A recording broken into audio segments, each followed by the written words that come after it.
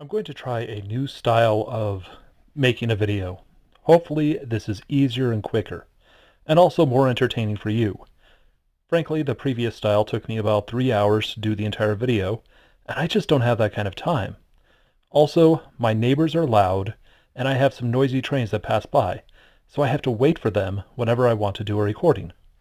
That's why I need to do a much faster time recording, so I just want to apologize for that right now. Let's get into the subject. I'm going to make sure to leave a link in the description, but I just want you to know that I got this from Kotaku in Action, and somebody posted and asked, well, wait, why are they going after GameStop? Is there a good reason why? And they give a really good explanation saying, look, Toys R Us had this happen to them. Other people are going after it. Is GameStop being attacked because they want other things to happen? They want these other things to take over because these large game companies don't like GameStop. They consider it a competition to what they want to actually control. So I thought, that's a really good point, and we should discuss it.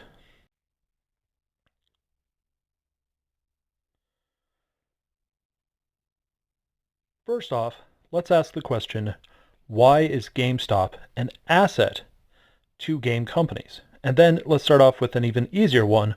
What is GameStop? GameStop is a game store. Oh, well, that's probably in the name, so simple enough.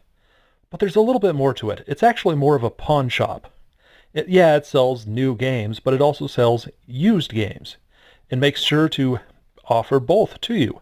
The used games are, of course, at a smaller price or cheaper price, which doesn't sound too big to you until, people start buying the cheaper price. The game company does not get that money. GameStop does, which wouldn't be a problem because most pawn shops are like that. Most sales are like that. This shouldn't be a major problem. However, it does get complained about. It has been complained about for a long time. I know, I've been reading articles about it for, 10, 15 years now. And I can't say that I love, GameStop. However, there seems to be more to it than that. So let's look at GameStop as a problem, or as an asset first. GameStop specifically makes itself more of a geek-centric area. It has parties when certain games are released. People have all-night sessions where they stand at a line waiting for the next game or the next console at a GameStop. So it seems like GameStop is a major geek central place, a place for geeks to kind of stop, hang out with their friends, sort of like a sports bar or something like that, only video game related. Well, that doesn't sound too bad, except for the pawn shop part. And that, I think, is where GameStop gets in a lot of trouble. Not trouble, but causes video game companies to not like it as much. And I can explain why. It's actually really simple. You see, how do I put this? Most game companies want you to value their game at the price they recommend. GameStop doesn't have to do that. They can show you the actual price in the used section. They can drop the price as fast as they can. I remember seeing Max Payne 3 about 2 months after it was released, and it was about $5.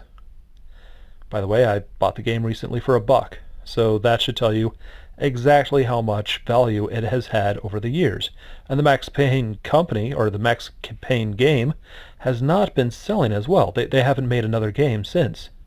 So the value of the game was lost. Therefore, the game company doesn't want you to know this. They don't want you to know that Max Payne wasn't selling as well. All their PR, all of the money they spent making sure that this game made money and sounded like it was the biggest, most popular thing in the world, doesn't work as soon as it is being sold in a store that can control that price. Therefore, they want to stop this. There's also some other parts. You see, GameStop has a lot more control over what is being sold, what is being promoted, and how it's being promoted.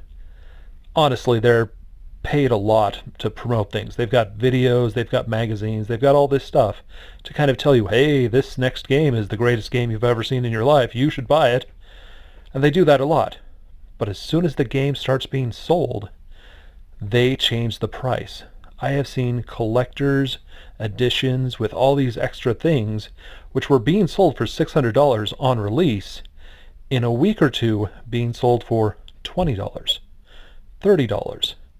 That's very different from the amount that the company wants you to think of it as, especially when that collector's item is supposed to be the cultural item, the item that really promotes the idea that people want this game for its cultural value. And if they're not buying this game for its cultural value, then it's really not much of anything, is it? Let's go into this a little bit more. There are other methods to sell games without as much cost and with a lot more control by the companies. I should also add that companies don't like you to know the sales numbers. They hide sales numbers a lot of the time and often lie about how many sales they've made. We know, for example, that Sega was lying about their sales numbers because their game sales and their console sales never added up. Their top-selling game was maybe 12 million, and they were selling somewhere around 40 million Sega Genesises. Genesai, however you say it. That doesn't make a lot of sense.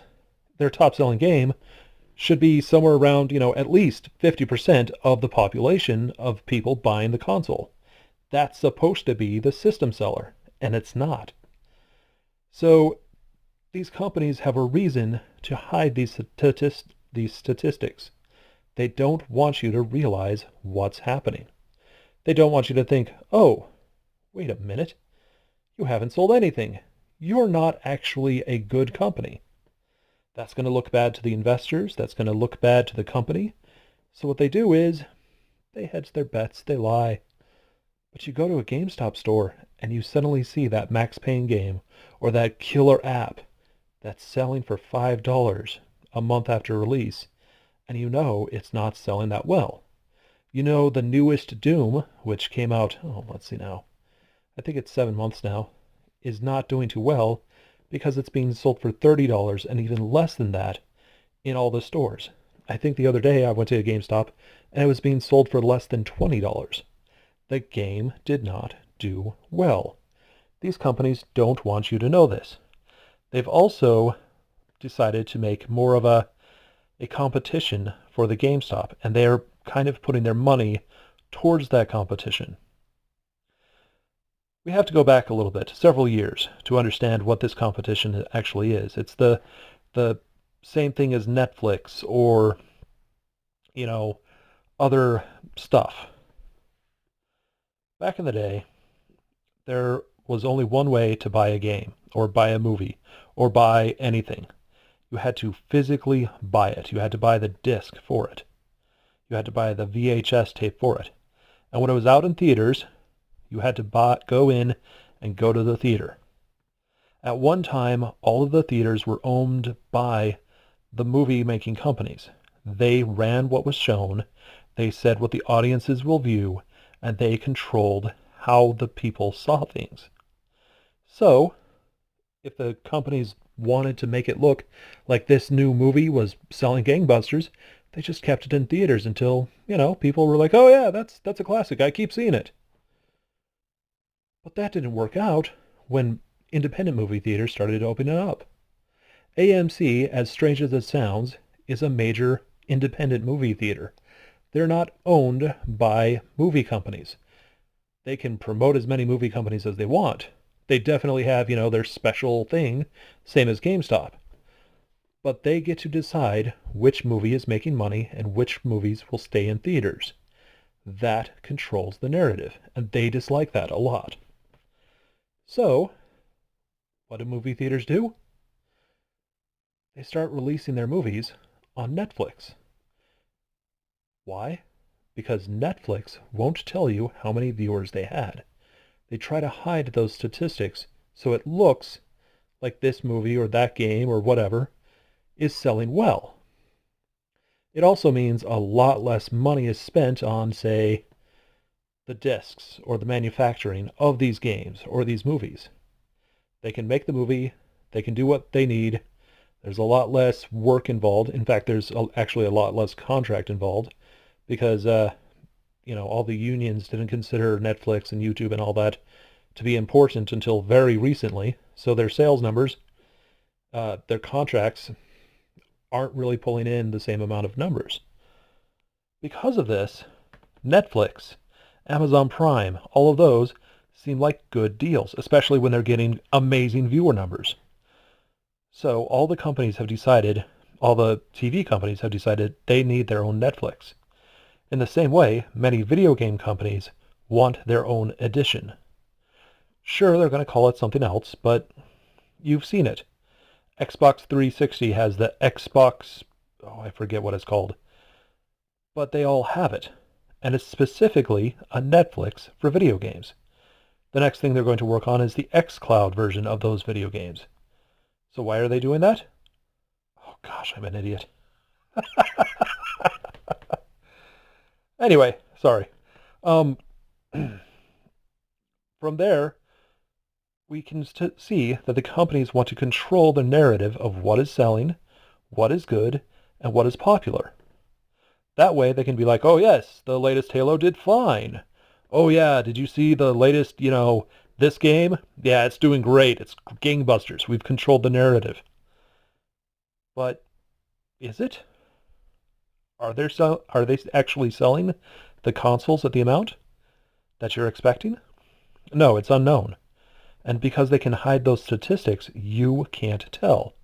So they can, finagle prices and ideas away from what you were expecting. And then they can go and they can do some other things. The problem is, of course, xCloud and all those others are based on a concept that was originally pirating. They would actually go out, using Kazaa or, Ares or Napster, and they would download the music. They would download the movies. They would download the ideas from, or not these movies. They would download movies and music for free. And they would say, oh yeah, this is great. But they did it for free. The company made zero money off of it, and they tried to stop the pirates as best they could. They've done everything they can to control the narrative that they're going to get the pirates. Are they? No, they're just simply unable to. There's too many pirates out there. It costs too much to stop them. So they pretend that they are, but they're not actually doing that. So they introduce ideas. The big one was Apple. And what they did was they made a techie thing for cool people. Cool people that want to look techie. And that's kind of what they sold it for. Cool people with a lot of money that wanted to look techie, but didn't actually have to worry about, all the rules and stuff. As soon as they did this, it sold really well. It was a cool tech item. And you know what? You could buy your music off of it. And you could keep all of your music on one little thing in your hand. And it was great, and the value was great. And there were a lot of really stupid people. People who bought the same song for every single device they owned. This did wonders for the music industry and the movie industry and others.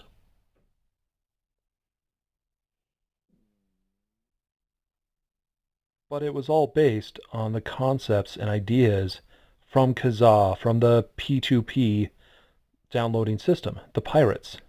They just made a legal pirating version. And it works. And to be honest with you, Valve and the others, they allow things. You want to keep that game at the price you've had it? Go for it. You can do that as much as you want.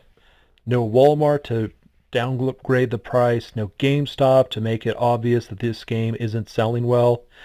You can control the narrative, and it costs a lot less to release it onto Valve than it does to, Walmart or GameStop or something like that. It just works a lot better. So all these companies were like, well, why don't we release it for Valve? And then they went, wait, Valve gets a percentage off of this. We want our own version.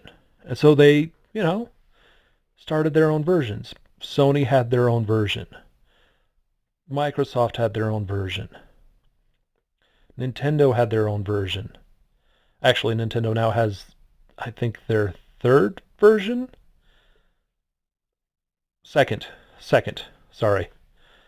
But they have their own versions of that Kazaa, that Apple I software, that cloud gaming system. Is it actually working? Well, Nintendo has said that about 40% of their sales are online. However, most of those games are indie games or games that somebody is unsure about. Somebody buying the physical game means that they actually want to play it. Somebody buying the physical game means that they actually appreciate it. Much as when you buy the Kindle version, you're like, oh yeah, that was a great book, but then you never read it again. But if you buy it, the physical version, it means you want to continue reading it for a long time. I think I have Tolkien's Lord of the Rings in like 3 or 4 different editions just because I like Lord of the Rings and I kind of like showing off that I like Lord of the Rings. In the same way, I often buy games for my PS4 for really cheap because, hey, I saw it at a pawn shop. I saw it at GameStop. They controlled the prices to a point where I could buy, Horizon Zero Dawn for $8. I could buy that latest God of War game for $7. I could buy Fallout 4 for $4. This means that the value of the game, in my mind, isn't $60. I don't know. I've never played this game before. I'm not certain I'm a fan of these games, but I've heard a lot about them. So here it is, used. I bought it. The question is, will I buy the sequel? Ah, now there we go. That's the question we need to start asking. Will you buy the sequel? Will you buy the edition afterwards? See, a lot of these game companies, they're trying to make that first sale, but by damaging their second sale, and their third sale, and their fourth sale. It's just not working out. So, oh man, I'm a terrible driver. I blame the controls. But that's a common problem. We're seeing a lot of sales numbers kind of dropping as people go, I just don't care much for the series. But they're making sequels because they want the series to look good and make it look like they're doing really well. So that's why I think GameStop, the value of a GameStop, is that the gamer and the person studying video games gets to find out how much that game actually costs, how much they actually make off of that company, that game. Do they actually want to make that money? If somebody is unable to show the narrative, control the narrative enough that it looks like the game isn't selling well, the company isn't going to actually do well. And that's, I think, is the reason why they're trying to kill GameStop. Yeah, we could talk about, some of the scummy things they do, but honestly, they survived when others didn't. And they had to do scummy things to survive. It's not a happy subject. If you look up, say, rental agreements and stuff, most of the people who are really nice about rental agreements, they don't do as well. Whereas people who are like, okay, yeah, I've got to be a jerk because I have to deal with jerks. I have to make all my rules based on the idea that I'm dealing with assholes. Well, if you understand it that way, you understand why they make all these rules, why they're really, really strict, why they make it a big deal for everything. Because they assume you're going to try to lie and cheat with them. So they make the bargaining as hard as they can, so if they give up a little, it's not going to be as cost problematic for them as it would be if they had been really nice right at the beginning. Well, the same thing happens for video game companies. They're trying to make this huge sale and make it sound like this game is the next game, the next great Lord of the Rings type game, even if it isn't, even if they know it isn't. They're going to try to make it sound really big. And if it isn't, well, they're going to, not give you the statistics on it. And that's the value of GameStop. It brings you in, you get to sit down, you get to talk video games with somebody, you get to check out the latest games, and you get to see the value of a game. And you know what? Game companies don't like that.